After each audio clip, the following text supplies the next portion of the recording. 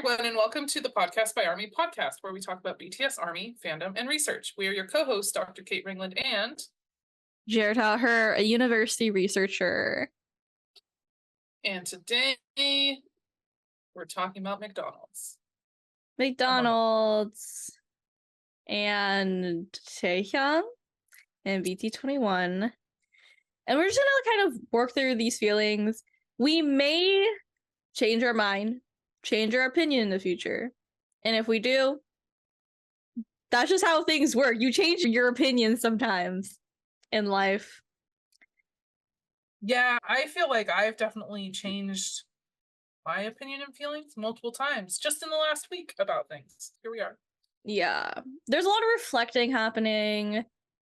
Okay, context. Taehyung, on his Instagram account, posted a series of images, and in those images contained a picture of him holding fries from McDonald's. And if you guys did not know, McDonald's is considered an organic boycott approved by the BDS, the Boycott, Divestment, and Sanction Movement. It is an organic boycott.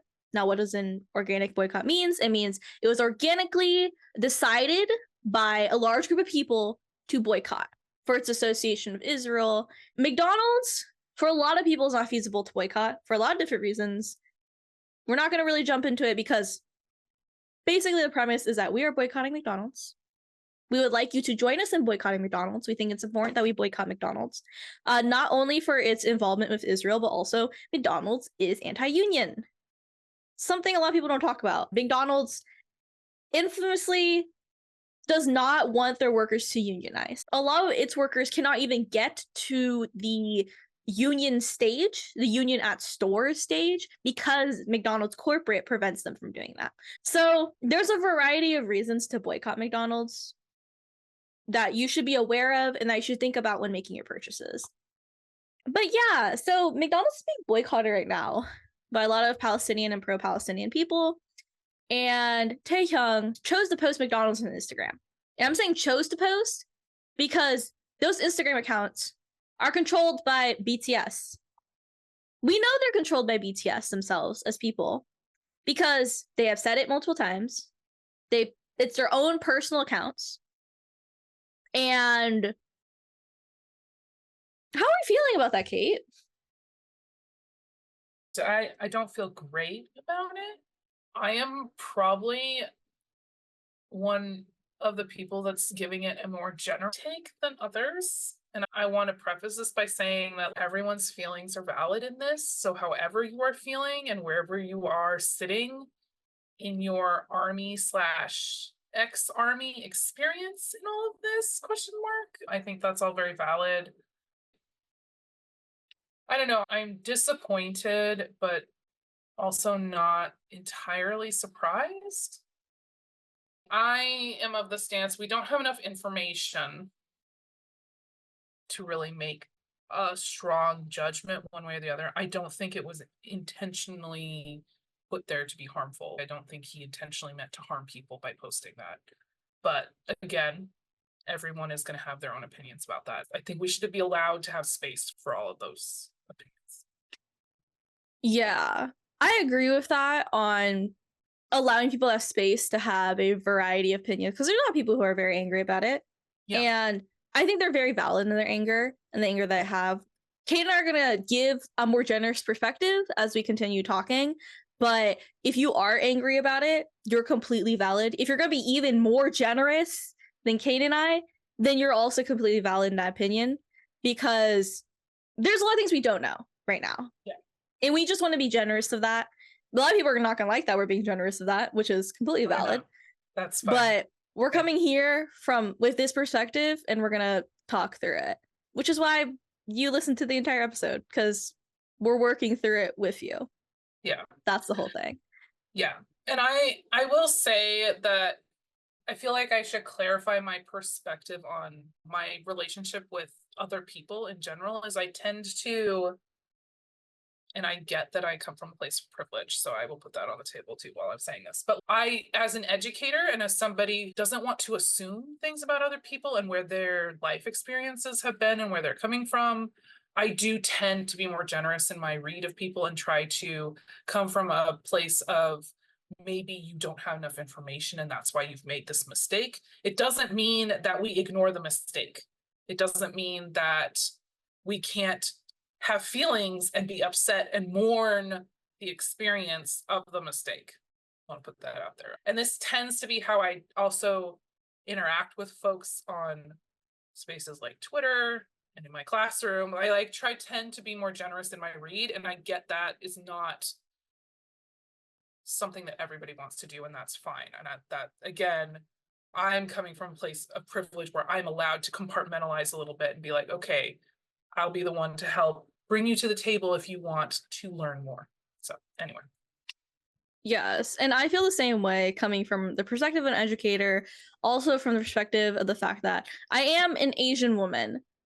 And there's a lot of complicated things with that, of the Asian closeness to white. Being an Asian person is very complicated in that a lot of white people will try to use me in their white supremacy, will try to see me as an ally against other people of color, when I vehemently reject that. But also, I'm someone who, as an educator, is okay with being a bridge, with being someone who can talk through different topics with people.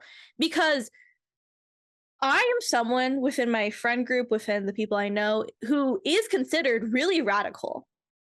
I want free healthcare.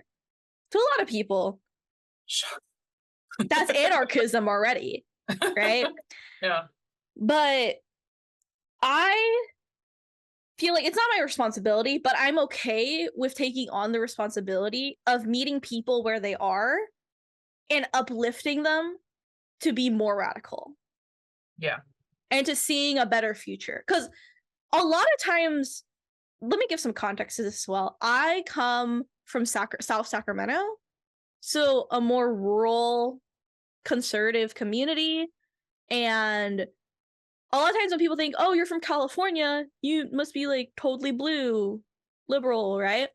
When California itself is one of the most diverse states in all of the US, number one. Number two, it also has many people who vote Republican for a variety of reasons, for tax reasons, for farming reasons.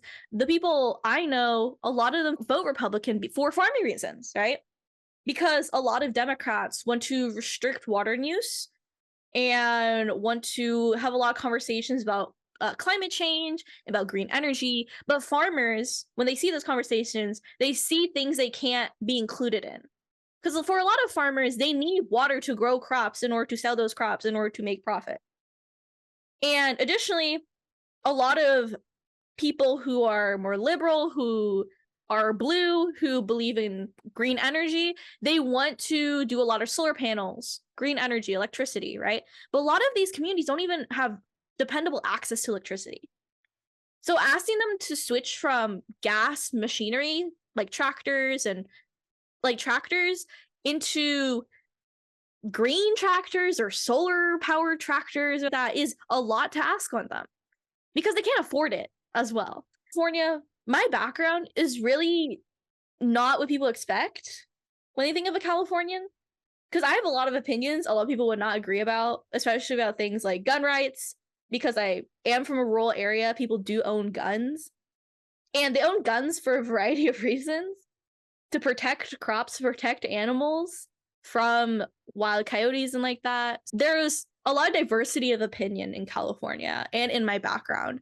And because of that, I can see a lot of perspective, and I'm okay with taking the time to educate people, with taking the time to meet people where they are. Because I also am around a lot of very religious people. And I'm someone who talks about being an atheist a lot, but I have a lot of respect for people and their beliefs and for their religious backgrounds because I know where they're coming from. If someone talks about being anti-abortion, they talk about it from a perspective of, I would never want to do that to my own body.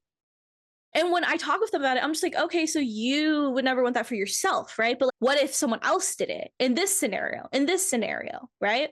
And they're like, okay, I can see that. Being an educator is about bringing perspective to people, but that labor as an educator should not be expected on everyone. So if you're feeling different emotions as you're listening to this, then that is very valid and we appreciate you.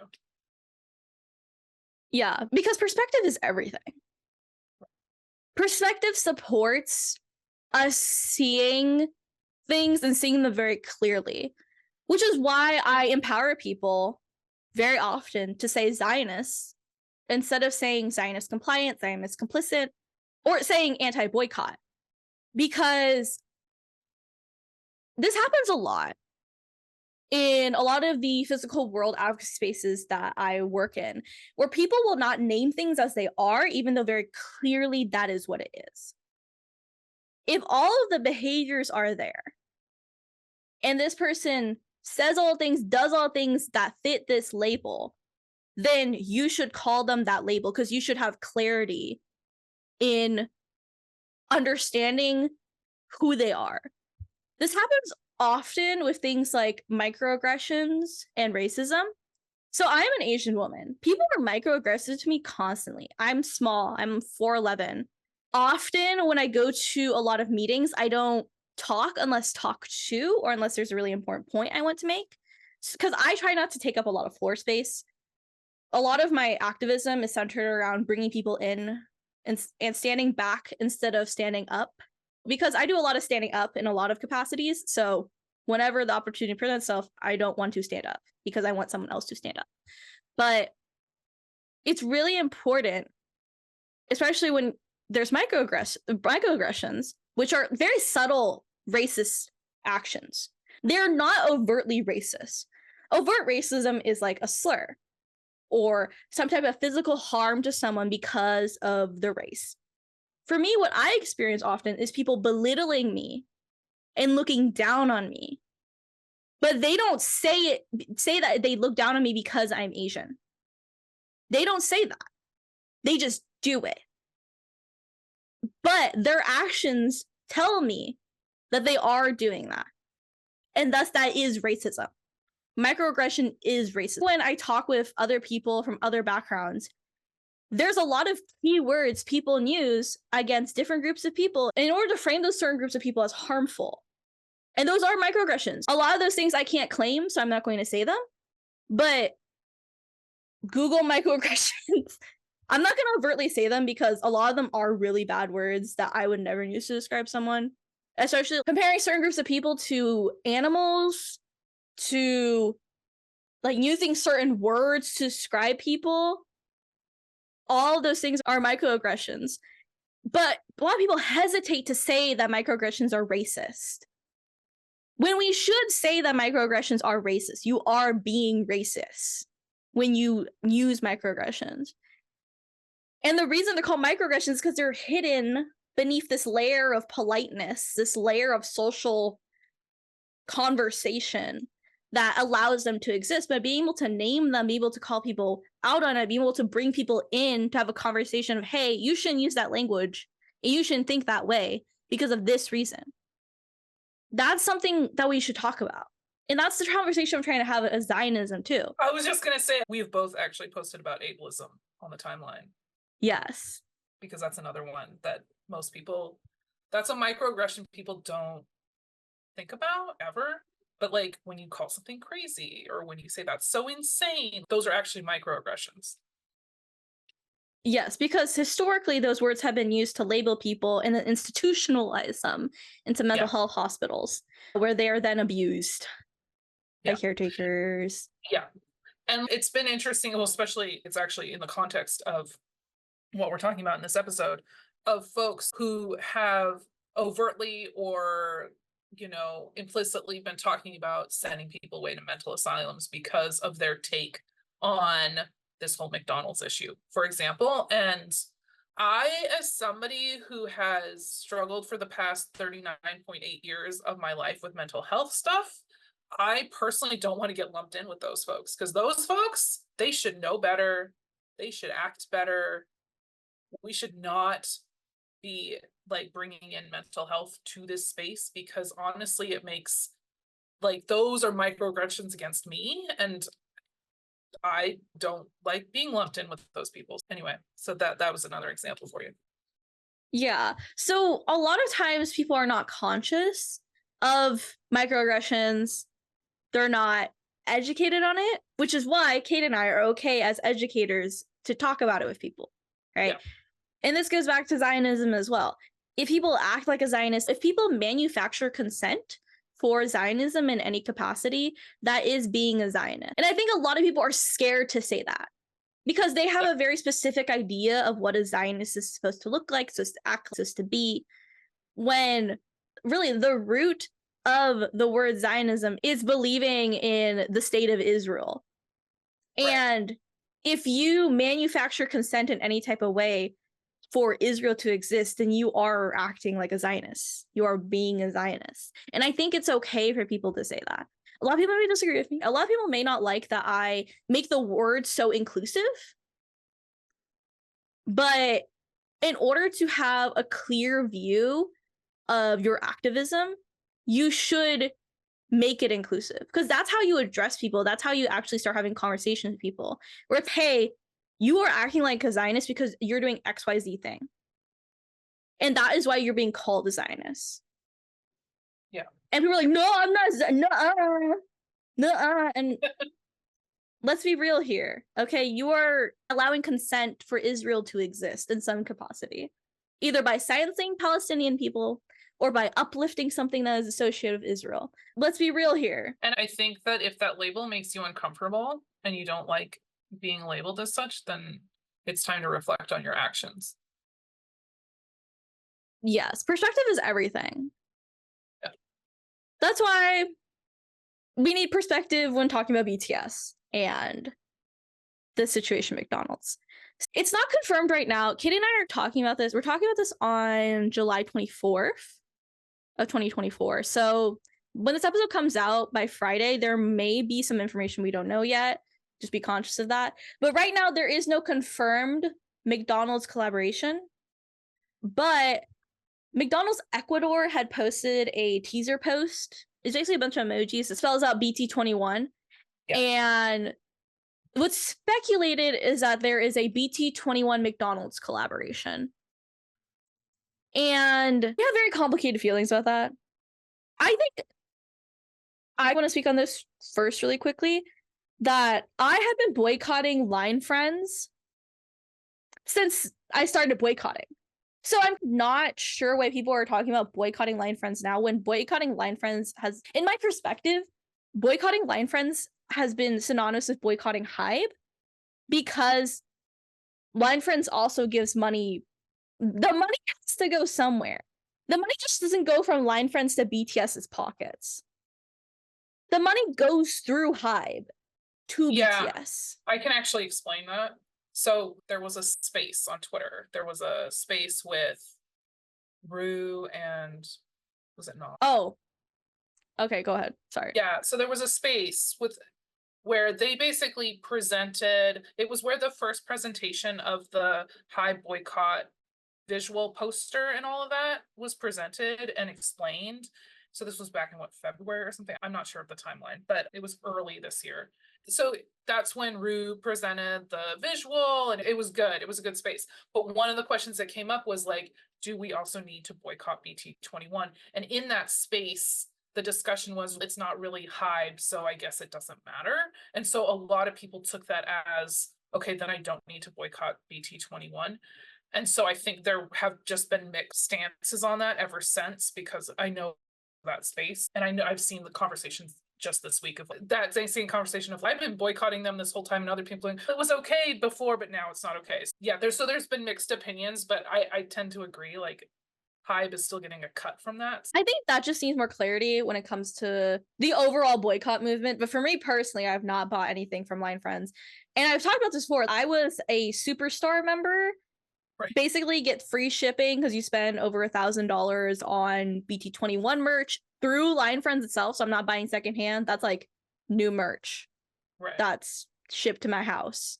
That is completely new. And I spent a lot of money on Line Friends and BT21 collections.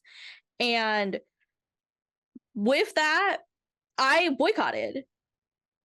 Like when I first started boycotting, I boycotted Line Friends as well. I think it's interesting just to see everyone's perspectives on it, because in my brain, it makes sense to boycott Lion Friends as well. Just anything associated with BTS. Not buying collabs either. Like all of the BT21 Kitsch stuff that's being released. I think Kitsch is like a lifestyle brand. They do satin pillowcases and hair clips. There's a BT21 collab with that.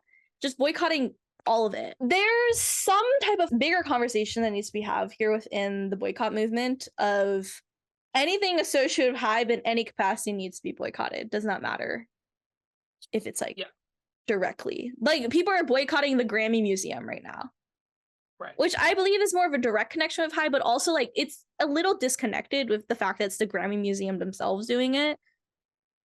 But still, you're boycotting that. I feel like I have other reasons to boycott the Grammy Museum. Yeah, we do.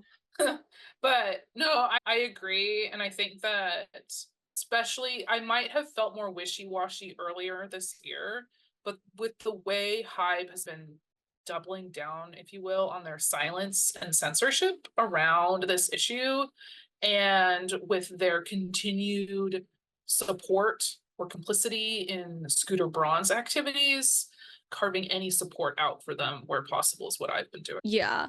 So this very much feels like a bigger boycott movement conversation that needs to be had. We're not going to be the forefront of that because that should be forefronted by people like Rue and by people who can come up with something more comprehensive for people to follow. I'm glad there's a priorities list with the boycott, but also I'm someone who's like, I need to do it all. You can't just do halfway. Yeah. You do it all. That's another one of those conversations about generosity. And I think the priority list is good in that I'm one of those people, it's like, okay, let's bring them in the door with something gentle. And then once they're in the door, we can radicalize the shit out of them. Yes, because a lot of times people think, oh, radical thought, it's gonna hurt me. But a lot of radical thought is more, I want free stuff because I deserve free stuff, right? I want free healthcare because everyone should be able to live. Yeah. I want free housing because everyone should be able to live ×2. Right. Right? I want everyone to have free food because people should be able to live ×3. Right? So there's a lot of like base things that seem super radical where it's just more, oh, I want to be alive. And I don't want it to be so hard to be alive that I die because I'm trying to be alive. That's a conversation to have. But yeah, with this whole conversation with the boycott and McDonald's and BTS, there's also, Kate and I want to talk about this. We might have different perspectives on this in a couple weeks or something, but we have to acknowledge the fact that BTS are still enlisted. We're going to have the most generous opinion here. If you disagree with it, more power to you.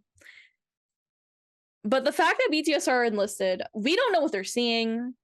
We don't know what they're hearing. The Korean army only recently has started to experiment with allowing phone time and social media time for soldiers that are enlisted. We know from what we know about the Korean army that often when people enlist in the Korean army, often they are cut off from a lot of media, from a lot of conversation that's happening because they are being tools of the state, essentially, which is a whole larger conversation about how the US has basically colonized Korea, uses Korea as a giant military base in Asia. But anyway, if you guys want to become more radicalized, look up American military base in South Korea and have fun with that. The largest foreign American military base is in South Korea, and it essentially functions as an American city within Korea. But with that, and with knowing that, I cannot say how much BTS know and how much BTS don't know. Jin is a little different because he's like actually out of the military now, but also I don't know what people around him are saying either. It's sad to me because I genuinely don't know. They don't talk on Twitter anymore. Jin himself has not posted on his Instagram that often. And we did see that his schedule basically is packed. He's like recording things right now. Like anything he's alluding to is a work-related thing. So I'm not even sure how much he knows either. And I think the not knowing part is what's eating at people right now. And I'll say that I have a lot of different thoughts on this. One of the things I'll say, preface this with what we are seeing is what we're seeing, especially if you spend any amount of time on Army Twitter, for example. What you're seeing there is a very specific filtered lens of the world, and people who aren't spending a lot of time on social media and don't have personal connections to, say, Palestinians in their life, they are not getting a lot of information. There's just, it's very filtered and it's very skewed, and there's a lot of propaganda happening. And yes, there are protests happening in spaces. And yes, probably at this point, some people have heard something. I don't know. But I tend to have a more generous view with people. And I'm not just talking about BTS right now, I'm talking about like random people off the street. I approach them with the assumption that they don't necessarily know what's going on. And it's not right for me to assume that unlike me, that maybe they haven't been seeing dead children on their timeline for the last 10 months. Like, it's a very specific filtered view of the world. And I really could see a reality where BTS just don't have a ton of it. They might have heard rumblings, might know some things, might be getting some kind of filtered perspective, but are not getting actual educational information about what's going on. And there's no way for us in the position we're in right now. I think this is part of the frustration. We don't know what they don't do or do not know. And we can't tell them because, as you said, they're not on Twitter. And even when Jin went live, things were being censored so quickly that people were just putting up Palestinian flags and watermelons and trying to say Free Palestine. And they were reported immediately. They were gone within seconds. I have video of these things just being gone within seconds of them getting put up in the chat. And even if he had been looking at comments, which he didn't actually with his last live, but even if he had, there's not a lot for them to see. So it's not even like we could pique his curiosity to get him interested and be like, oh, what's going on here? There's a lot of people talking about this. Because there's so much censorship going on. And it's, to me, I think that is maybe the most frustrating thing is we don't know what they can see and we don't know what information they've been given. And I, again, am taking a much more generous view. Other people, I understand, don't feel like they can do that anymore. And that, again, is valid. I definitely feel like I know how radical my own social media timeline is versus even like my partner's, right? And it's just a very different worldview, especially anybody who's sitting in a place of privilege where they don't necessarily need to know how bad the world is. They're not getting exposed to this. It's wild to me how much the propaganda machine is working, and it's working across the globe.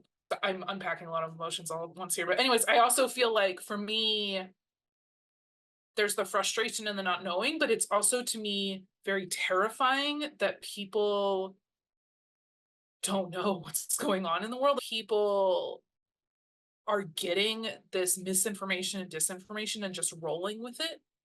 And it's scary to me to think that people don't know what's going on. To me, that's actually really terrifying, just as a baseline of like people not knowing how bad it is out there and then only seeing snippets and pieces and maybe not fully understanding why people are protesting and stuff. Anyway, so I can imagine, especially given the military enlistment and especially given the way HYBE has clearly been moving, BTS not actually having a full real picture of what's going on. Yeah, because I can speak on the fact that I do educational work and that I'm a big like reaching out person, that the average citizen in the US does not know so much of the information that Kate and I are talking about in this podcast.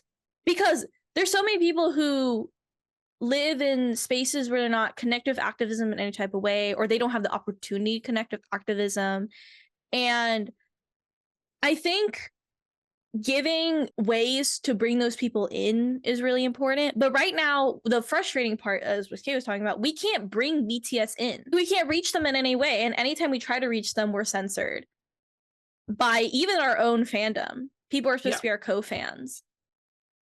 And it's jarring and it's haunting and it's really tiring as well, because Kate and I were talking about this before the podcast too, but one of the big problems of chapter 2 right now is the fact that things are still being released, but they're being released like all this music, all this content, all this merch, right? It's being released without the context of what is happening in the world. In BTS previously in their work, they have never done that. Whenever they release something, it's always created in the context of what's happening. They released Dynamite during COVID with the context of COVID. And seeing all of that happening and having a history of BTS creating things within the context and then going from that to now BTS creating things without any consideration of the context is jarring. Yeah. Because for years, we've felt this kind of connection with BTS that, hey, you're listening, you're hearing us, you know what's happening, right? The statement about Black Lives Matter and the statement about Stop AAPI Hate were because BTS were listening. Yeah. And they were understanding. But now BTS are either choosing to not listen or not able to listen. Yeah. And that is so jarring for a lot of people because of what has happened historically.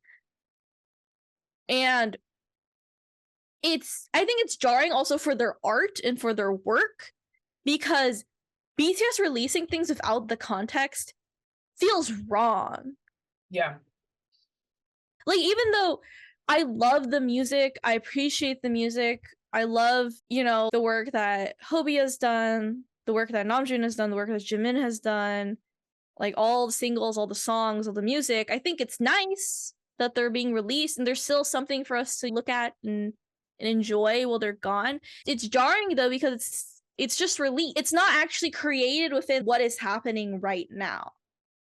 And I know, like, when BTS were planning for their enlistment, they were probably thinking, oh, this will be so nice for fans. Instead of feeling nice that we're able to get content from BTS when they're not actually here, it feels out of tune. It feels oblivious. It feels insensitive. Yeah. When inherently we don't want to think of BTS as insensitive people, because we've seen them not be insensitive people. We've seen them be very kind people, very much like caring people. So seeing this happening and feeling this happening, it feels insensitive, even though that is not the intention, most likely, of these releases and of BTS themselves. I can just add to that, because my other thought around this is, with the way these releases have been going, it's been jarring to, I don't know, I guess there's a couple of things for me. One is, it feels a little bit like, if we take the perspective of HYBE, if we take the perspective of the company rather than think about BTS specifically in this, it feels like HYBE is just using this as a way to string us along. It's a little bit like wanting to have your cake and eat it too, right? It's a little bit of, here's your idol and their music we're releasing for you to have, please spend money on it. But we can't give you access to your idol, and your idol doesn't know what's going on in the world, and therefore you can't actually interact with them, which is like one level of, okay, that's not, it doesn't feel great, it's a little bit sad, whatever, we're disconnected. But then on this other level, it's like the idea of this musician or idol or influencer, whoever, however you want to think about what they are doing as a person with a global stage, it's like they are there and present, but aren't able to actually take responsibility for their actions and for what's happening. And there are things like, maybe things like a McDonald's collab or this Disney collab stuff. Maybe these are things that happened years and years ago, but the fact that HYBE is refusing to make a statement on BTS's behalf, or they won't acknowledge what's going on within the fandom, like, these things feel really disconnected and jarring. And I was saying that maybe if we were living in a time when the world isn't like on the precipice of full revolution, that would be fine. It wouldn't be that big of a deal. It'd be maybe a little bit disconcerting. It'd be like a little bit, oh, I miss them. I wish they were here, but it would be fine. But we're not, that's not the timeline we're in. We're living in a time when we don't have direct access or interaction, which is very new for this fandom. We've always had a back and forth with them. And the entity that should be protecting BTS and should be helping facilitate that interaction is a complete Zionist entity at this point. They're supporting and housing Zionism. And they're using in some really uncomfortable ways. And it's really hard. And I think that's why when people are like, what did you think of whatever latest crisis we're having in this fandom? I'm having a really hard time separating my feelings and my thoughts. This is something I'm going to probably be untangling for a long time of like, how much of this is BTS and how is that making me feel about BTS versus how much of this is the company and how I'm feeling about the company. And then how much of this is about our fandom and how I'm feeling about our fandom as a whole and our fandom as my sub community. These are all different things that I'm having really complicated mixed feelings about. And I think that for me, on July 24th, 2024, I'm not ready to walk away yet. But I don't know. There are parts of this that just really complicated. And it's unfortunate the intersection of timing with all of this, right?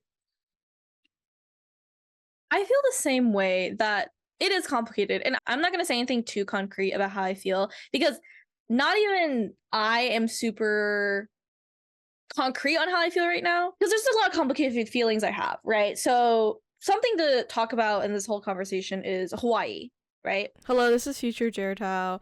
I had talked about the correct pronunciation of Hawai'i in this podcast. When pronouncing Hawai'i, I had said it Hawaii, more on the emphasis of the last part of the word. However, I have come back to correct myself. It's more of a Hawaii with a V sound instead of the W. That is my bad. I apologize for that. I'm coming back to correct that mistake. If you guys would like to learn more about Hawai'i, its correct pronunciation, and other resources about indigenous culture, then please check in the description. Thank you. Hawai'i, the Kingdom of Hawaii, is a colonized part of the US. It has been taken away from the indigenous people, and BTS have traveled to Hawaii before. There's a native Hawaiian person who on Twitter made a thread about BTS traveling to Hawaii and talked about it and talked about how that was wrong. And inherently, yes, it's wrong. And I have very complicated feelings about it because I'm someone who would never travel to Hawaii, but I know people who have traveled to Hawaii and people who plan their weddings in Hawaii. And again, I think it's a conversation of under education. A lot of people don't understand how connected the tourism industry is in Hawaii with stripping the rights and autonomy away from the indigenous people. I literally just was only a few months ago, I boycotted the main venue, like the main conference of my field. I just boycotted the whole thing because it was being held in Hawaii this year. Yeah.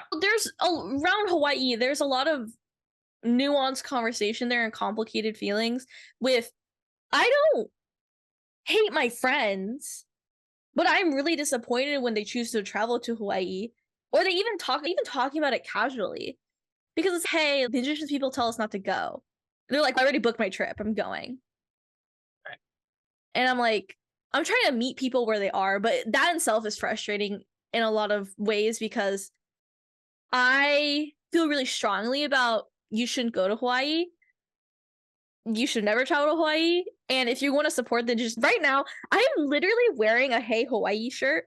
And Hey Hawaii is basically like a clothing line around Hawaiian culture. It's actually run by people who are Hawaiian. I bought this t-shirt to support Native Hawaiian people after the fires that happened in Hawaii. And so I have a lot of very strong feelings about Hawaii. I feel really strongly about not going to Hawaii, but there's a lot of people in my life who go to Hawaii, who travel to Hawaii. There's a lot of people I know who have family living in Hawaii, right? Because there's a lot of immigrant people who live in Hawaii as well. There's a lot of people who, for example, are Japanese immigrants who live in Hawaii. And those people are part of the community, even though they are not native to the land.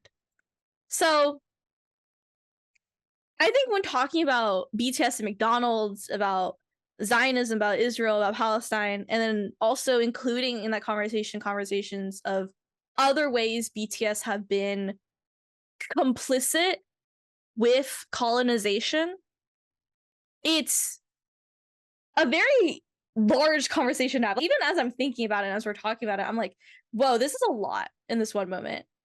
Because in life, again, no one is perfect, right?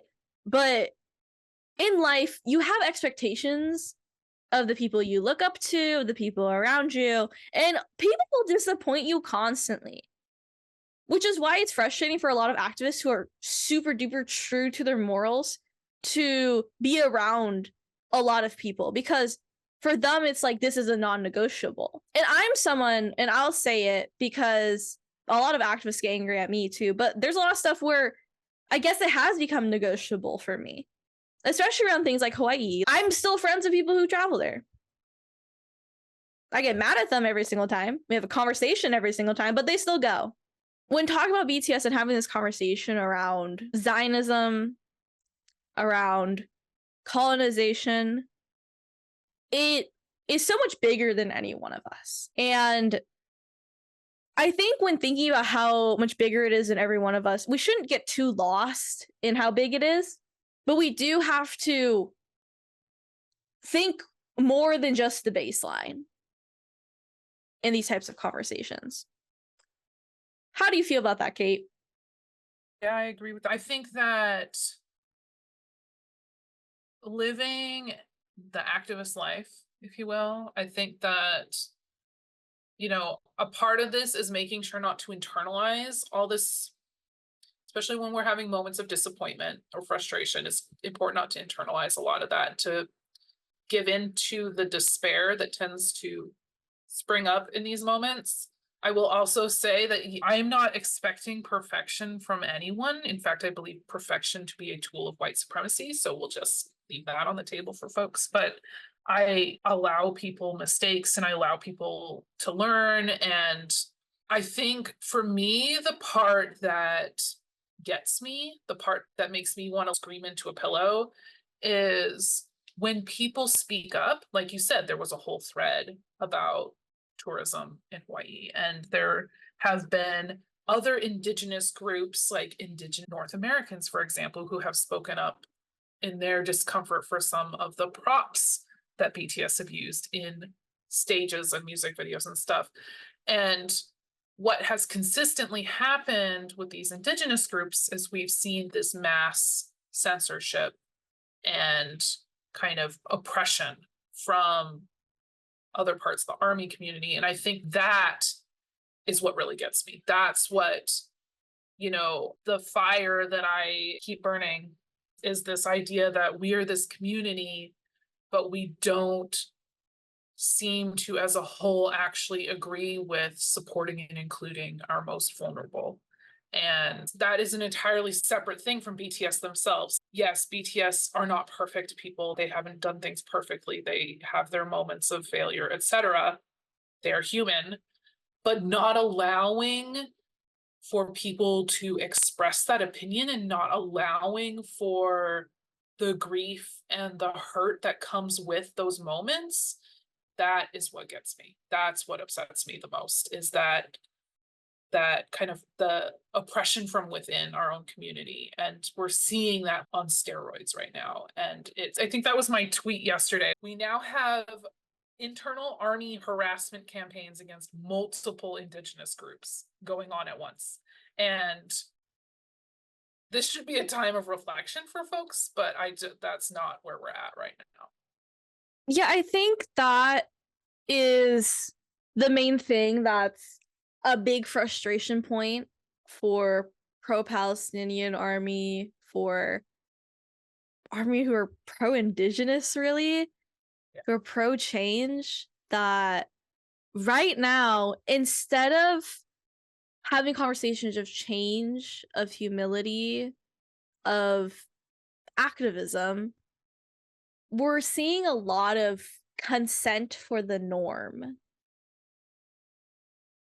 And I think it goes against initially why a lot of people joined this fandom, because we talk about this a lot. But so Kate and I, in March, end of March, we traveled to Chicago to go to a conference called the Popular Culture Association Conference. And one of the fields in that conference is fandom. And we talked about, in our presentation, about BTS and ARMY and how they narratively play together. And they create narratives and they create conversations in the fandom.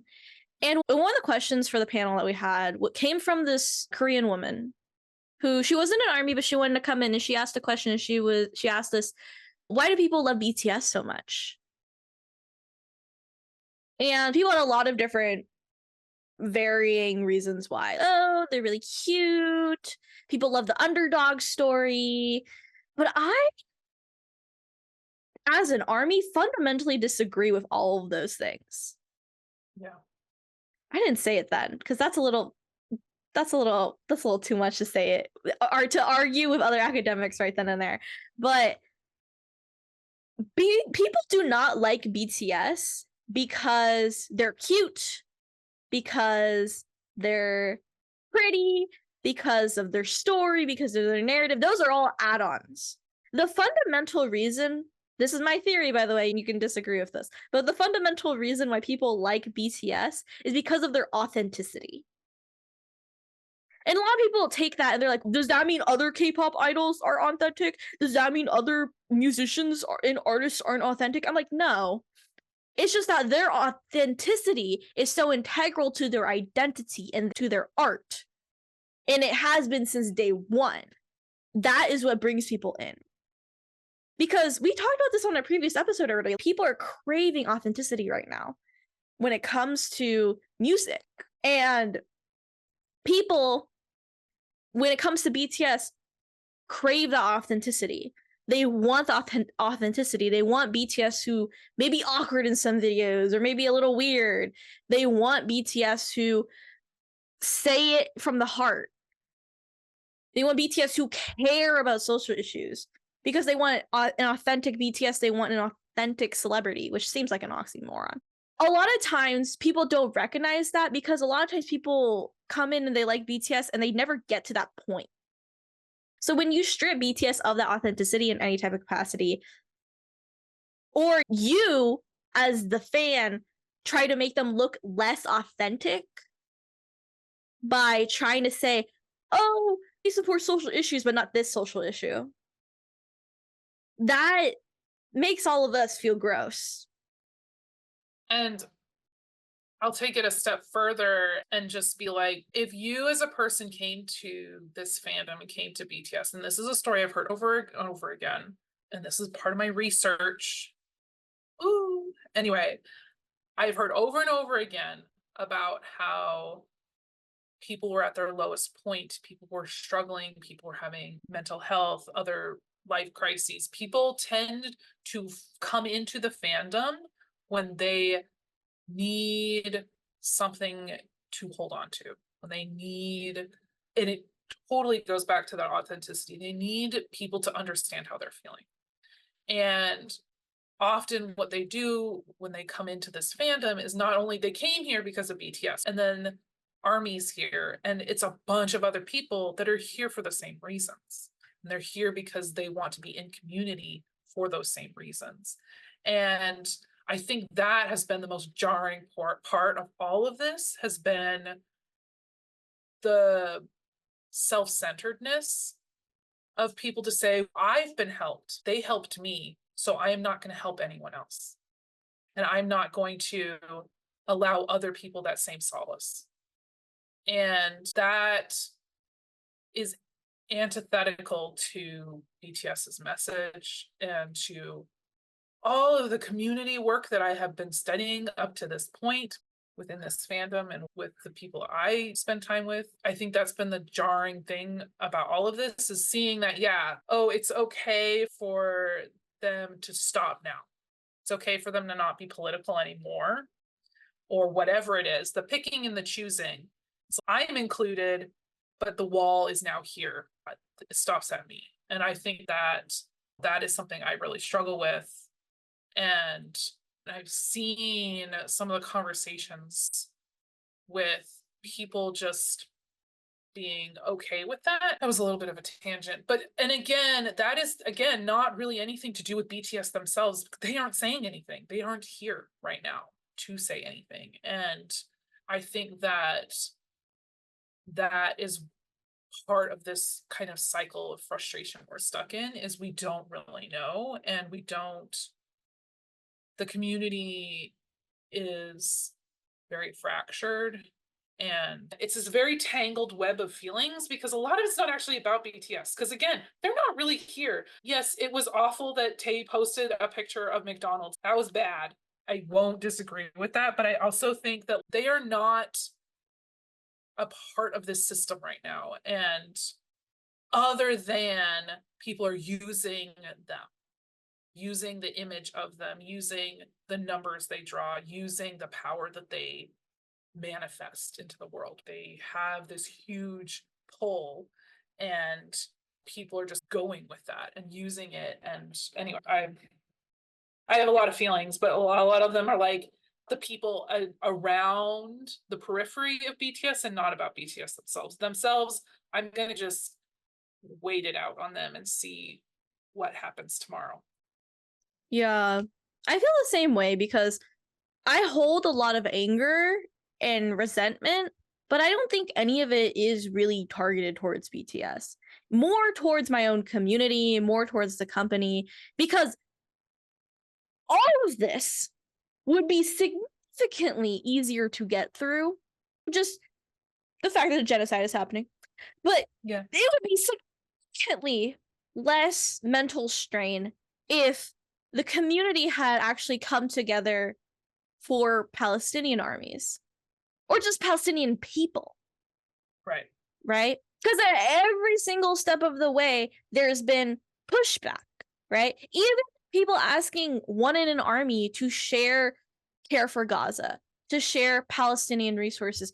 One in an army was like, no, we don't do that. And I was like, okay, what's the point of you existing then, if you are not here to help care for your other armies?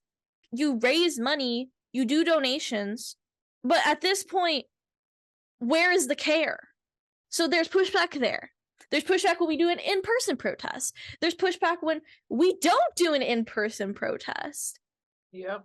What's the point? Every single step there's pushback. There's something else that people have a problem with.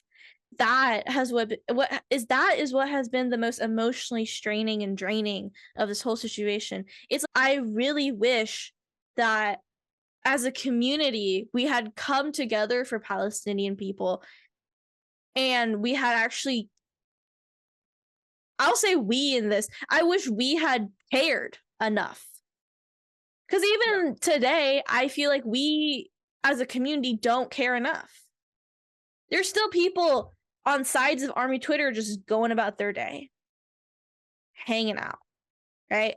And I feel like the whole time that we have been armies, as we've been engaging with Army, I always expect better of Army, because I know Army is capable of better.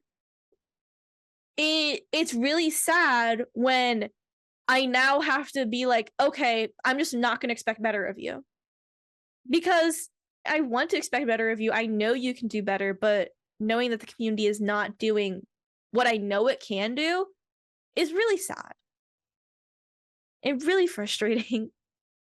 Because I can compare this too, because I don't only do activism online. Do activism through my university a lot. And I go to city council meetings. Like, I do things that are not connected with Army at all. I have a life beyond Army and beyond this identity. And comparatively, being in Army and doing activism is so tiring and so stressful just for the fact that people just don't care. At least in person, in the activism I do, like in my local community, people fake caring, or they care some and do some things. But on online, people are so just mean and so vile. The things I've seen people say about Palestinians, about pro-Palestinian people, has been so sad to look at. Because when pro-Palestinian people get called racist for boycotting because it's an Asian company, why are you boycotting an Asian company? There's a conversation to have there about Asian people and about how just because you're an Asian person does not mean you're only oppressed or you're only the oppressor, right? A lot of times people talk about Japan and how Japan has historically oppressed much of the Pacific. A lot of Americans don't know about that because during World War II, when you learn about that in history class, they don't talk about the Pacific ever. They only talk about Europe, which is that's a layer of racism and Orientalism right there. But coming back to this conversation, Asian people oppress each other all the time. Inherently being Asian does not make you the end all be all. You cannot say anything bad about me. Because that's just identity politics at that point. If we really want to talk about it too, like in Vietnam, right?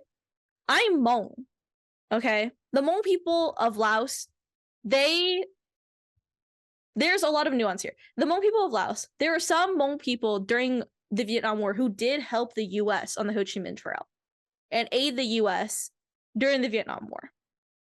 But then after the Vietnam War, when the US pulled out of Vietnam, the Vietnamese and the Lao government genocided Hmong people. Over 100,000 Hmong people dead. Hmong people were put into re-education camps. And that often doesn't get talked about. Because a lot of Hmong people died, and a lot of Hmong people who were able to become refugees and leave Laos and leave Southeastern Asia, they don't talk about it because it was a very traumatic time.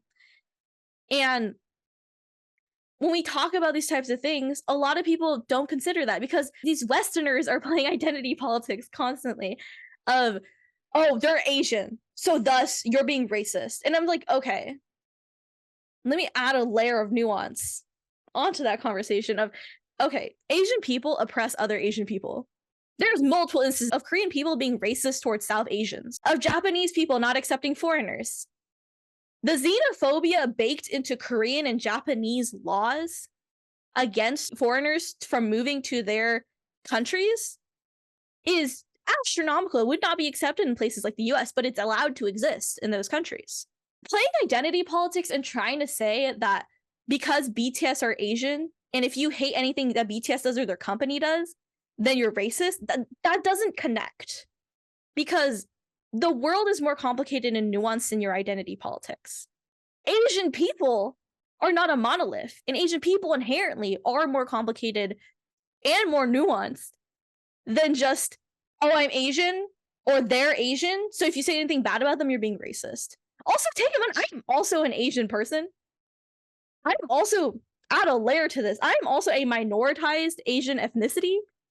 And in addition to that, I'm not only Hmong, I'm also Green Hmong, which is the minority dialect of Hmong. So I need everyone to understand that Asian people, just because you disagree with something that an Asian person is doing or you criticize something an Asian person is doing, that does not mean you are being racist. And I think we need to unlearn that. And a lot of people need to unlearn their Western lens of race because that is inherently harming their activism. When Korean feminists are trying to talk about the misogyny happening in their country, are you going to not let them talk about it because they're hating on Korean men?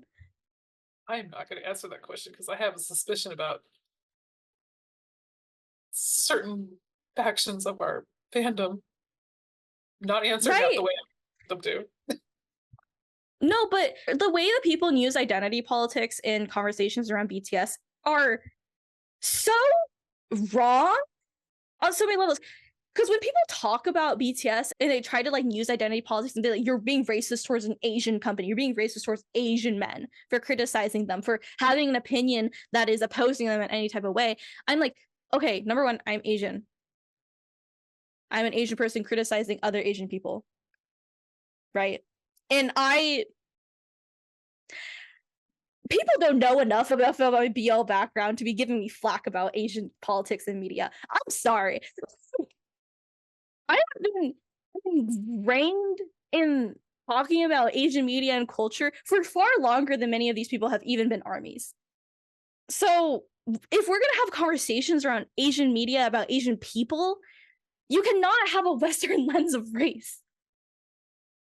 Please get rid of your Western lens of race. Stop seeing people through a Western lens of race. Stop seeing people through identity politics.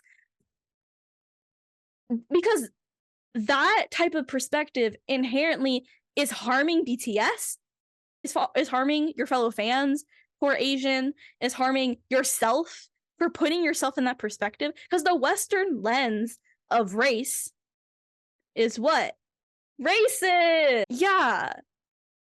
The Western lens of race was created in order to split us apart from each other, in order to create consent for racist laws, for xenophobic laws that harmed Asian people, Black people, Latino people, Indigenous people.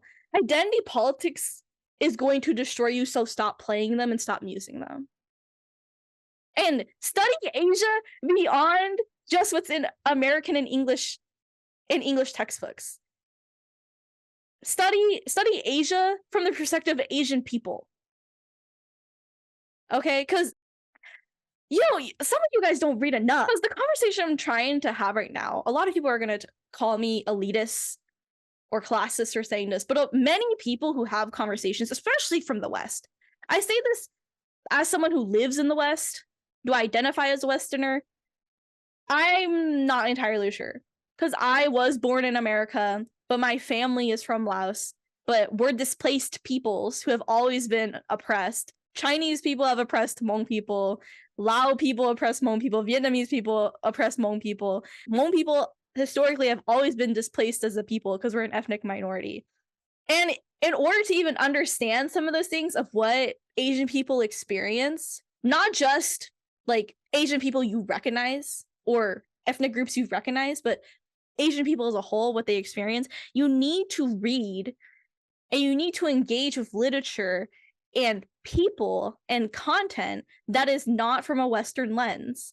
It is so important you do that, because when you only engage with Asia through a Western lens, you don't actually learn about Asia.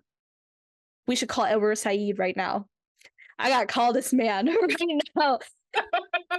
Pull up from the afterlife, Edward Said. I have something to tell you. People learn about Asia from Westerners. But even a lot of Asian American people are underread when it comes to talking about Asia, right? Because there's this term called boba liberal, which is to stereotype people from the Bay Area, Americans who are liberal, but don't understand the more nuanced perspective of the global South. And the development of this term to describe this specific group of Asian American people, I think, is really interesting, because there are a lot of Asian people who are liberal, who may have leftist beliefs, but they are not educated enough on the greater problems within Asia to have the correct perspective on how to support Asia and how to help Asia, because they live in the imperial core. And often they don't see the perspectives outside of just Western perspectives in English. And what's some of your thoughts about that, Kate? I feel like I've been talking for a while. No, it's good. You were on a roll. Just let you go. No, it's interesting because I think a lot of what you just said mirrors some of the stuff I was saying earlier about how your social media feed and the places you're getting your information from, that all impacts your perspective of the world, right? And that all impacts what you think about the world. So if you are not getting your information from direct sources, like the people actually impacted in what's going on, or if you're only getting mainstream media news, or if you're only seeing a small, very curated timeline on your Twitter feed, and that is where your outside information is coming from, then you're going to get a really skewed perspective of the world.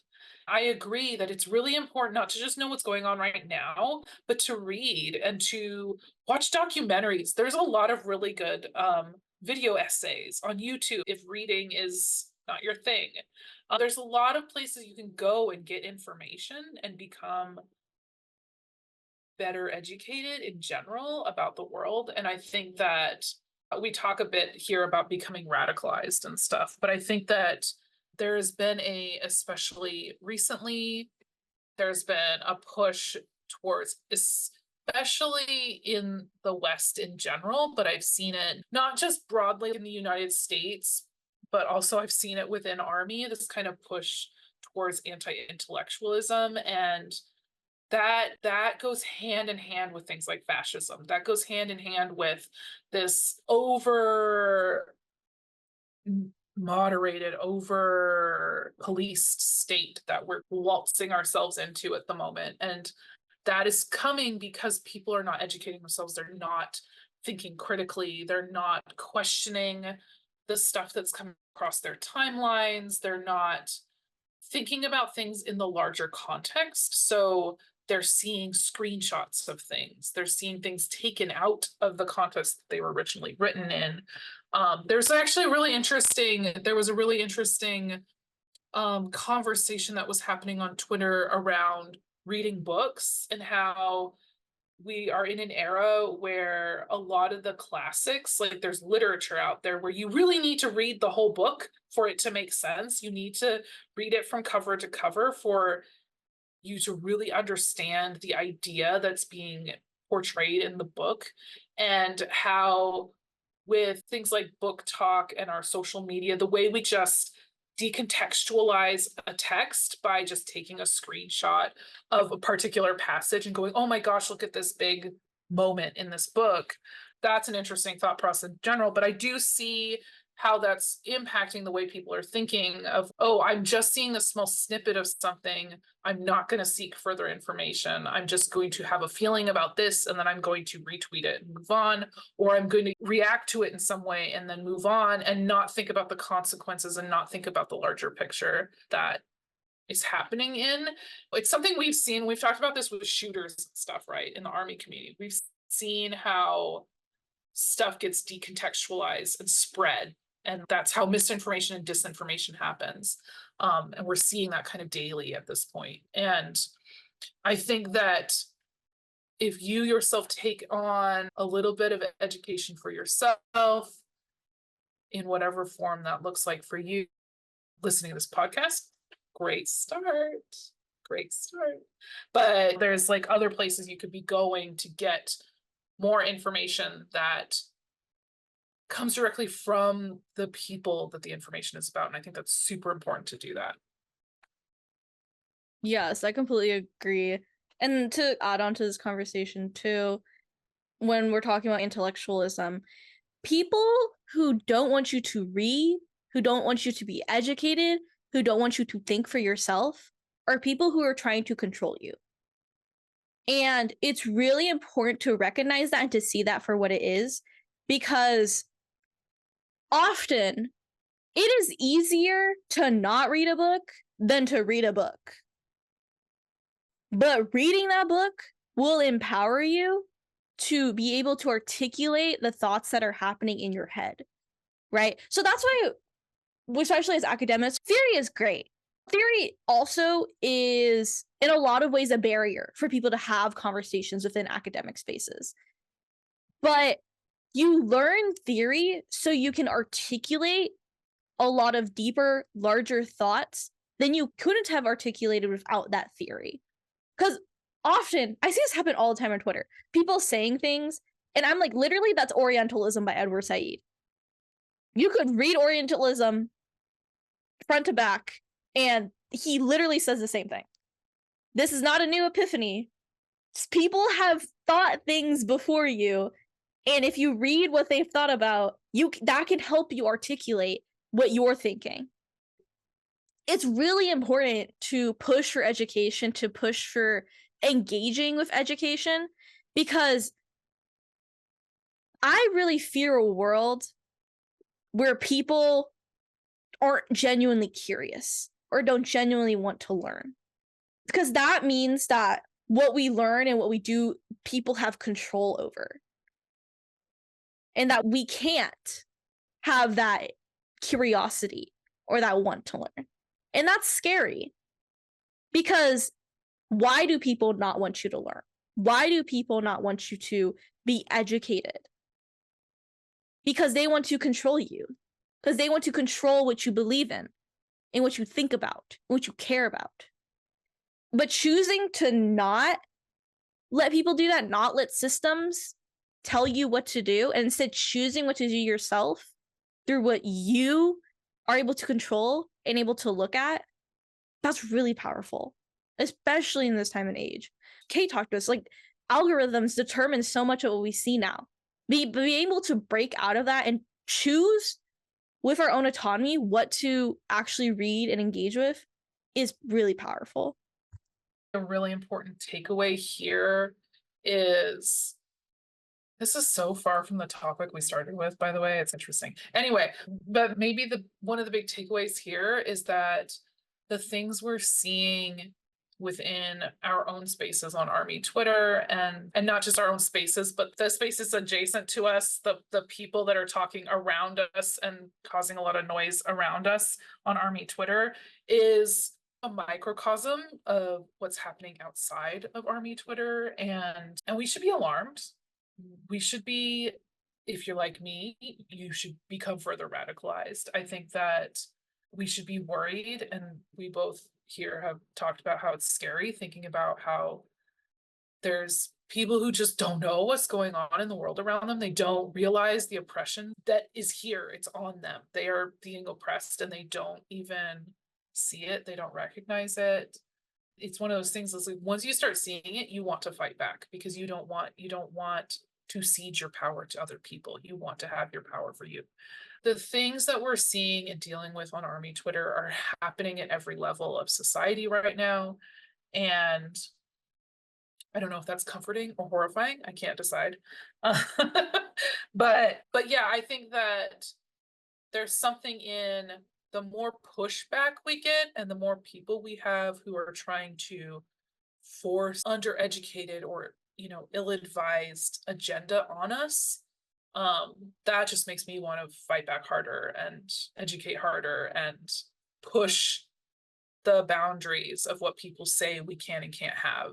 I have a lot of mixed feelings about everything that's happening, but it has not undermined my resolve of the path that I'm on, and I'm going to keep pushing for this, and I'm going to keep using my voice wherever possible, and I'm going to keep fighting with all of the tools that I have to reach a better place. Yeah, exactly. I feel the same way with, we should feel empowered to fight against the systems that are trying to oppress us. But in addition to that, to add on to what Kate was talking about with what's happening on ARMY Twitter is a microcosm.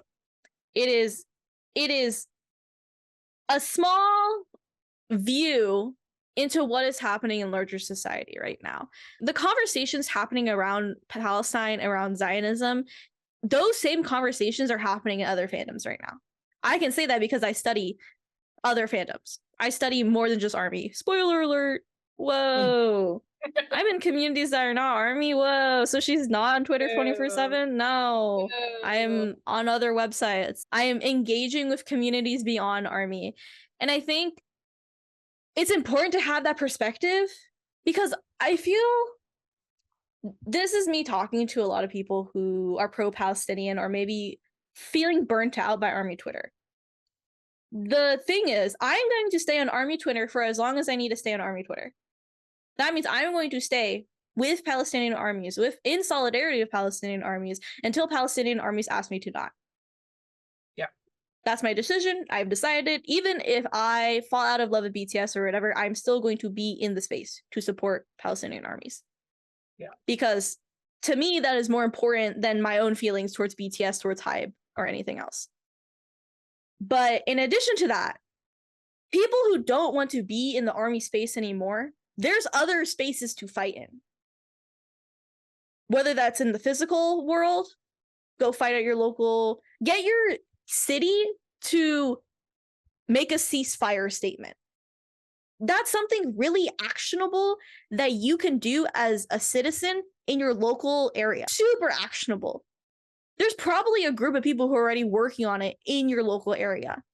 So join in on that, support that. And if your city has already done a ceasefire agreement, okay, congrats. Now work on a divestment agreement. There's a lot of actionable things you can do in other spaces that are not Army Twitter.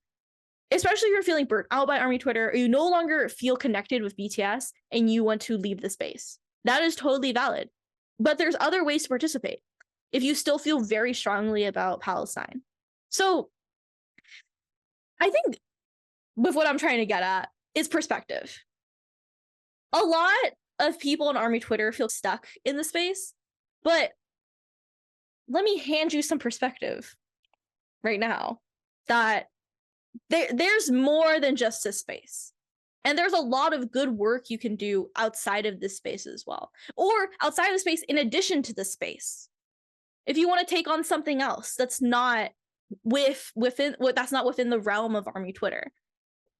With all of that, I think those are basically our final thoughts. Any final thoughts for the team, Kate? Yeah, I'll just add, we keep adding, man, this is gonna be a long episode. Anyway, I will add to that to say, yes, all of that. And I think that for a lot of us, despite all the noise and the harassment and the trolling and the doxing, I just want to give a shout out to the community I do have there. We talk a lot of hate and frustration and all the negative feelings about the broad community, but I really love the little community that we do have in our Army Twitter space. That is another reason I would be loath to leave anytime soon, because I have friends there, like people who genuinely care about me and that I care about them. And we have just a lovely little community of supportive folks who we're all dealing with this other stuff that's been going on, but we also are we have each other and we care about each other. And I think that I would like to, let's end on that. If we are a community that is doing good work despite other people's best efforts to try to stop us. And when you're feeling burnt out or if you're feeling tired, like there are people here that you can lean on. And that to me has been the most kind of the loveliest silver lining in all of this, I'll say. Yeah, I'll have to agree on that one. Capitalism often tries to sell us this idea of the lone activist, of the hero of the story, but real activism isn't like that. Real activism is community. Activism in the actual physical world is community. Even the online world is community. It's about leaning on each other, about being with each other. And again, it's a marathon, not a sprint. I was thinking about this the other day, but I totally forgot about talking about it in another episode. But stamina as an activist, having the stamina and endurance to continue going. Because I think a lot of people aren't realizing right now, this is a multi-year fight. This is a multi-decade fight. Yeah. There's some activists who have fought for different movements, for different rights, that did not get to see the end of it. But their fighting that they did over decades of their life helped those rights to be won, helped that movement to be pushed forward. And we need the stamina to continue going on. And there's ways to find that stamina. There's ways to be connected with your community. And I really encourage you to. I really encourage you to know that you are not alone in this fight. And that you destroy the idea of the lone activist. Kill it. Okay? You don't need that idea because activism isn't done by one person. It is done by many people over many generations. Yep. And it is fought for, not asked for, and given. That's right. Appreciate many of you who are listening to this podcast. I hope that what we've talked about today helped you work through your complicated feelings. We have complicated feelings. I'm okay with posting those complicated feelings. Just a little reflection on we're all complicated people. Yeah. Beautiful about people though. They're complicated. That's what I love Yeah. about them. It makes me happy though. I'm really happy with the progress we've made so far. And I'm really happy that I think a lot of people are feeling really down right now, but I think the trajectory we're going at, I'm really excited to see where the movement goes. Yeah, I have me too. optimism. I have hope because we dream of a better future. Yes. Yeah, but sending much love to all of you around the world, sending much encouragement and support for you in whatever path you decide to take from here on. If you decide to not be an army, if you still are an army, if you decide to do activism here or somewhere else, if you decide you don't like us, that's on you though. I Yeah, can't really help you with that. Yeah. Yeah. But I do wish you the best no matter who you are who's listening to this. And I hope if you have anger in your heart, you're able to release that anger someday. I hope if you have kindness in your heart, you're able to give that to others and be in community with others. And I hope you have a good day. Take care of yourself. Love yourself. And BTS, speak up about Israel. Say no to Israel at the Olympics. Boycott the Olympics. Support all oppressed people around the world. That's all I got. Take care, everyone. Bye.